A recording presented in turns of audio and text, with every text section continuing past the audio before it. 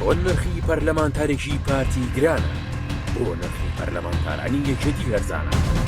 پەرلەمانتاری پارتی بۆ گرانترە لە یەکێتی.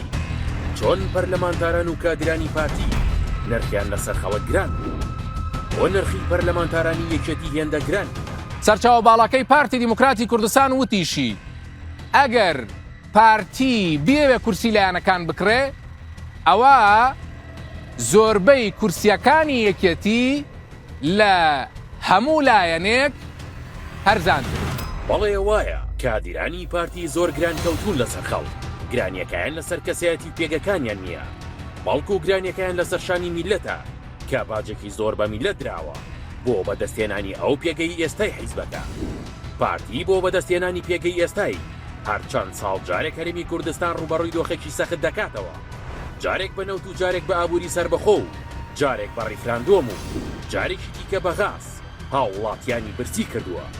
هەموو ساڵێک چەند موچێکیان دەخوات.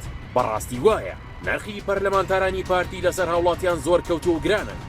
بۆ بەدەستێنانی ئەو ژمارە کورسی پەرلەمان پارتی نەک تەنها نەوت و سامانیە وڵاتی هەڕاست کردووە، بەڵکو خاک و ئاوی بەتاڵان بردووە.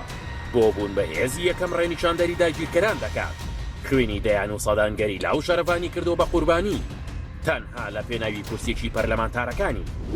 ئێستا زانیتان بۆ نرخی پەرلەمانتارانی پارتی ئەوەندە گران کەوتون لەسەر خەڵک. پارتی هەمیشە وەک هەتیمچە بەردەوام چاوی لە دەستی خەڵکی سلێمانیە. بە درێژایی مێژووی ئەم حیزبە چاوی لە دەست و ئەقلیم شارە بووە.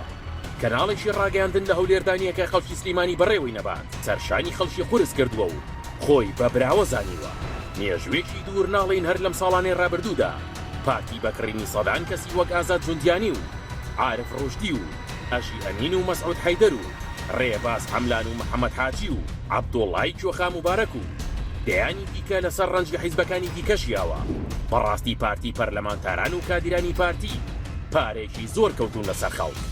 بەڵێ ڕاستە، بەڵام کادر و پەرلەمانتاری یەکێتی هێندەگرانین بۆ سەر شانی خەڵک، چونکە نیشتیمان هەڕاش ناکرێت بۆ کورسیەکی پەرلەمانی.